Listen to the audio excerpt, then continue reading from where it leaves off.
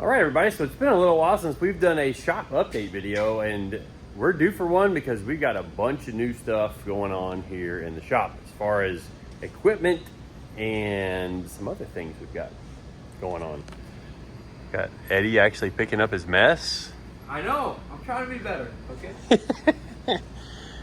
Eddie's got an engine back for Grant's Corvette. That's kind of exciting. Yep.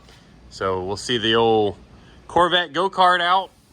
And Grant actually told us the other day that the people that have all of his body parts finally got back in touch with him after months of not hearing from them. So hopefully we'll have some body parts for this somewhat soon, but it's still going to the track to get tested with absolutely no body on it, which is going to be kind of wild. They're going to get hit in the face with stuff, rocks.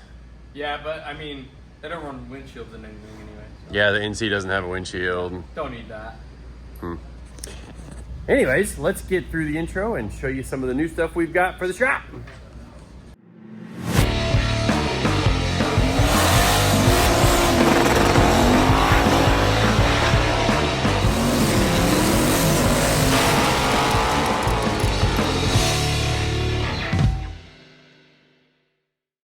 All right, well, we moved this, and we'll explain why we moved that in just a little bit. Oh, yeah, you might see it in the background. But the first thing we've got to show you guys, that's funny, foul power.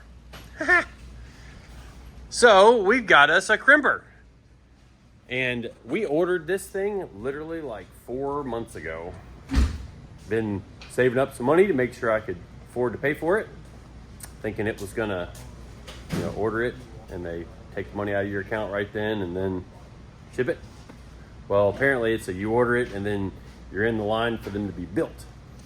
But, we do a lot of hose-ins and we want to step up our AN hose game. So ordered this in, and the plan is that it'll be a service that we offer to you guys as customers as well, because this is like $7,500 worth of machine. The crimping dies are in all of these boxes for all the different sizes, and then we're setting it up on a tool cart. So you can see there's one of the dies to crimp it right there. But then we're setting it up on a toolbox, and then we've got the spreader to work with, the different crimp hoses that we plan to use. But we'll offer this as a service, so you guys won't have to go buy this really expensive machine, but you can email us, call us, and we'll set you up with, whatever size hose you need, and then which angle you need on the hose end. We sell you the hose, we sell you the fittings, or you just send us the stuff you've already bought. We'll charge you a little bit for the time to crimp it all together and send it back to you. So that's pretty exciting. Been wanting to have one of these for a while, and we had basically this same crimper here when we were building Mullet, and we used the crimper for some of the hoses on the lawn dart, the Chevy 2 we built a couple years ago, obviously all the hoses we did on Mullet, and then there was some of the lines on Soccer Mom even, and there's been some in-between lines that I've done while I go down to Cletus's shop, down there, and because I know he's got everything and know how to use it. So we would just drag the hoses with us because we've got a ton of crimp fittings in stock, but not a crimper. Well, now we have solved that, and I thought that I did order a cart with it, but it wasn't what I thought it was. It just said like a stand, and it literally was like a 4-inch shelf that goes under this with a drawer, and we ended up sending that back and buying a tool cart for only about $100 more that everything will be able to fit inside. Anyways, so the big thing we've got, and the reason Steve and Val's car is out of the way, is we bought a 4-post lift to install in this location so that we can, it's going to be twofold. There'll still be a work area underneath it, but we'll have a nice 4-post lift to store stuff on top of, or we'll be able to actually use it as a drive-on for doing some suspension setup or you know, checking driveline angles on cars. But kind of initially it's going to be for storage, and we'll work under it. We'll still be able to work on Steve's car underneath it. And Steve's car planning to end up in this bay here, because should be next week right after LS Fest, this thing will be out of the way because the engine will be back in it. So once we get that done, this thing's out of here on to Grant's house for him to go play with, at least until he gets all the body parts, and we'll mount the body parts and Eddie can get that put back together, and then we'll jump back on wrapping up the rear carbon in the Camaro, which there has been some stuff, been quite a bit of stuff done on the Camaro. We're just kind of building a video to get a lot done all in one video. But Eddie had to go win a Trans Am race with Lee. Yeah, that's right. In New York. While you were here, just doing nothing. Doing nothing? I was out there working, winning races. Winning races is always fun. Which Lee has won a lot in the Trans Am series. I think he's the winningest GT class driver in Trans Am now or something, which is pretty awesome. And that car is actually here right now as well, getting service for the next race at VIR. But we've got LS Fest this weekend. I'm not sure this video is going to come out before LS Fest or after LS Fest, but this has got to get put up. And I do know that both Eddie, CJ, your phone's ringing. Take the trash out. Ricky already did it. Yep, it is trash day. So we will all be headed to LS Fest. Will is coming tomorrow. Will be going. That sounds funny to say. But we leave tomorrow morning bright and early to head up to LS Fest. So you'll know how this kind of stacks out in the timeline. And Ricky is going to be trying to get this put up while we are gone, I believe. But we're going to set him up with a time-lapse camera and let him get to cranking on that. And then maybe we'll finish this video after we get back from LS Fest. That sounds like a good plan. All right, so I guess let's get to work.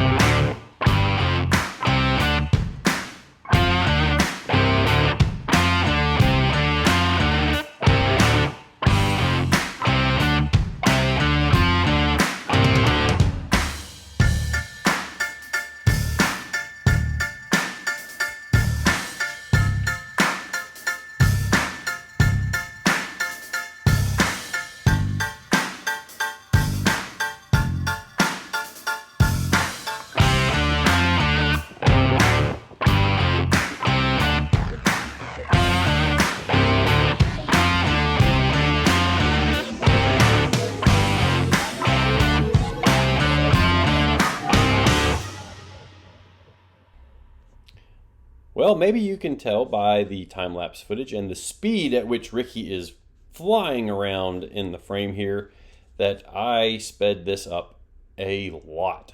over the normal time-lapse speed, as in I took time-lapse footage and I sped it up, I think 20 times over the normal speed. So a lot of time in real time being covered in this time lapse, but I thought it was cool to kind of leave the whole installation in. You see all the measuring that took place to get it set up, and like these things don't just fall out of the box and install themselves, obviously, but it is something that you guys could do with a buddy, or once it's stood up, you can really finish it off yourself, kind of like Ricky's doing here for us. But I really think it's going to be pretty neat having a 4-post lift in the shop, just because, I mean, we do have the 4-post lift in the back shop, but that lift needs to stay open more because obviously we're getting cars on and off the dyno and tuning them. But having this in the front shop, I think it's going to be nice. Just if it just ends up being for storage, that'll be great. But if it helps us out with any other jobs, that'll be even better. So let's get back to real time and check this thing out. Well, we are back from LS Fest, and we had quite a large mess to clean up here at the shop. Trying to get stuff reorganized. Obviously, that's a little bit of chaos over there, but we are about to fix all that up because Ricky got the new lift installed. Yeah. Woohoo! So the plan is Viper on the lift. And you may notice that, yes, we are ramping it from inside of the shop. And the plan for that is because outside of the building, with these really low cars, we wouldn't be able to get the cars up onto the drive-on. Plus, we would be dumping our air conditioning out the window for stuff that we already had in here. So, precious AC. Yeah, no kidding. Viper's going under there, back up onto here. Camaro is going in here to get the rack taken out from under it. And then that is going to end up under the Chevy 2. The Camaro is actually going to end up under here, possibly temporarily until we get the Nova on the rack to take it to the dustless blasting guys. To get that all taken care of, we reorganized a bunch of Steve's carts because he's been shipping us all kinds of stuff lately. Full assortment of Turbo Smart stuff, including wastegates, blow-off valves, electronic blow-off valves, and the black box controller. Got a dry sump pump, got a radio kit, got a dry sump tank down there. We got a couple of mock-up turbos, but a lot of this hopefully will be installed very soon, because we've got to get cranking on this thing, because we've got a deadline that we're trying to get the car done for, so that not only we can go testing, but you guys can see it at an upcoming event. So I'm going to stop running my mouth because that's delaying us from getting some stuff done. And we are going to move the Viper. We'll time lapse some of this, musical car stuff here. And yeah, we're going to be getting some stuff done. So here we go. All right, one more time lapse to wrap up this video. And I gotta admit, watching this while I'm editing here, this is probably one of my favorite time lapses that I have ever filmed. Just because it kind of reminds me of how far we've come as a shop. We've got all this equipment, all these really awesome cars in the shop that we're working on. Got a great team that, we're all focused and getting a lot of work done. And, this is pretty neat for me. And even stuff like the flag blowing in the wind, just because I have a shop with air conditioning in it. And that's something that even, probably 5 years ago was a dream, but now we have made it happen. And a lot of that is in part to you guys watching the YouTube channel. And again, I can't thank you guys enough for coming along on this adventure with us and being a part of the builds that we have completed, and hope you guys stick around for a long time to come to see all of these cars in the shop on the racetrack. I feel like we're really hitting our stride here, and we do have a pretty short timeline for Steve and Val's car, but now that the Corvette is almost back together again, Eddie and I and Will are really gonna crank into Val's car and get a lot done in a short amount of time. Even though there's going to be a ton of hours put into the car with wiring and brake system and cooling system and oiling system and hot side, cold side, etc., etc., etc. There's going to be a lot of hours put in to get this thing to Sick Week, but we're going to take it to an event that's before Sick Week that probably quite a few of you will be at. So, thanks again for watching the channel. Just wanted to say that to all you guys, and let's get back to the live action and close this video out. Well, looky there. Ooh, and looky there. So we got a lot done this afternoon. We were bouncing around all over all the projects here in the shop, and we actually have a plan, which you might not have noticed in Will's shop, but Will has the same lift and he put lights all up in here. So this area right here is actually going to become like, it's going to stay a work area.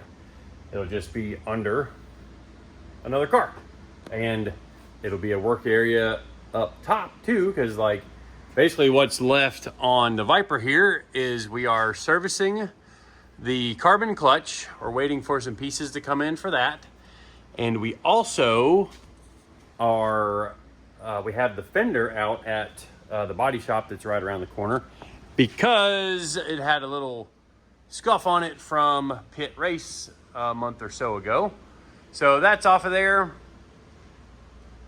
But other than that, you know, it's stabbed the transmission back in, put the belly pan back on, put the fender back on, and then this thing is ready for a chassis setup, and then back in the box for, I believe, VIR in like 3 weeks. So that's going to work out well. And either Val's car or the Chevy 2 is going to end up kind of this being its workspace under here. And like I said, it'll be well lit up. I've got a bunch of lights on order. Our electrician is coming to permanently wire this in because we just wired up a temporary plug on the pump, which is basically same as our same plug that our welders use. Kind of thought about leaving it permanently temporary, but kind of since decided against that, mostly because we wanted to be able to just turn a switch on, you know, flip a light switch and then light up all under here really well. So I think that's going to be really, really cool. And we might even put, I don't know, we might even get some magnetic lights that we can stick on here, like if we're working under a car up on the lift or something. But it gives us another workspace, and if there's not a car up there, maybe that ends up being like just storage up there or something. But I'm sure we'll constantly be using it as we're building cars, and you know, even just driving my truck up on there to do an oil change or something, which we haven't. We're not going to make the end caps permanent, so we can just slide the ramps on out the back for like driving, you know, driving my truck on or something. But the Hawaii Nova is ready to go to Media Blasters later this week. I've got some adhesive stuff, like to tape off where the windows and doors normally go, so that hopefully, you know, there's we don't think there's any holes left in this thing, but if there are any, we will certainly find them when they're water blasting the car. And then as soon as we get it back from them, we'll touch up any spots underneath, like say it exposes some rust or something like that. We'll get that touched up, and then probably, I don't know if we're going to bed liner the bottom of the car yet. I know we got some coating for the trunk. It's kind of like a roll-on deal that I think looks pretty good. But something we're going to do with that as soon as we get it back from the blasters. It'll probably be next week. But my project for the next couple of days is going to be getting the front suspension under this thing. And right now, if you look through the wheel, it's literally just propped up against the edge of the body there. And you can probably tell that I've got a good bit of cutting to do on that inner fender lip. They are kind of large on the fender lips, so we're gonna have to fix all of that. But this is gonna be the ride height, give or take give or take probably a half an inch. Maybe it goes down an inch once we put all the weight in the back, but we'll have to see. Once we, I know this is about where the front is going to end up, because I have, just for mock-up purposes, I have, that's 3.5 inches of wood under the very nose of the car. NHRA rule is 3 inches. So I'll set up the suspension without the springs on the AFCO front coilovers. So you can see we've got AFCO, it's actually Fox Body Mustang struts. And then we are going to be using a spindle from TRZ. These are some really nice spindles too, but we like TRZ's billet spindles, and they have options to move the pin up, the spindle pin up even higher, which will lower the car and still give us like full suspension travel. At least that's what I'll find out more of once I get this actually mocked up. But to do that, I've got to at least assemble the hub, put the hub on the spindle, and then put the wheel studs in it so that I can bolt a wheel to it. And then we will be mocking that up under the car, and I will be building control arms as well as designing a cup for the top of this. And we're going to try and build in some kind of adjustability in here, whether it's slots or I'm thinking that only the adjuster is going to stick up above this, because it's kind of close to the body there. And I gotta say too, I'm not super impressed with this front end. Like, this side here dips down, and then this side over here is nice and flat. So we've got some working to do with that to try and balance and skew all that right, but that's looking pretty mean there. Definitely excited about that. Got her cleaned back up from my my little painting adventure in here with the burnout car, which I didn't paint it in here, but I sanded it in here. Sanded all the primer, and the paint was originally white, and to get through the clear coat was peeling off the car anyway, so I had to get through all the clear coat and used an orbital sander, and man, it did make a mess. I mean, a big giant mess. Like, maybe you can see a little bit of it right there still. But definitely cranking along with stuff in here. Obviously it's after hours. In fact, I'm headed out the door to go pick up my younger two from their 2 gymnastics classes that are across town from each other. Yay, fun. Dad life. But got some more videos coming with the Cutlass. Actually missed the one this weekend, and that was just because of the LS Fest thrash and me jumping off into painting the burnout car. Sometimes at the last minute, I just get these wild, crazy ideas and go for broke. But the car looks awesome, so I think it was worth it. But that's going to wrap it up for this video. Thank all of you so much for watching the channel, subscribing, commenting, liking, all that great stuff. It's been an awesome adventure, and we're going to try and keep it going for as long as we absolutely can. When the YouTube stuff, I can fit the YouTube stuff in between shop, kids, relationships, all that fun stuff. Anyways, thanks again for watching. See you guys next time.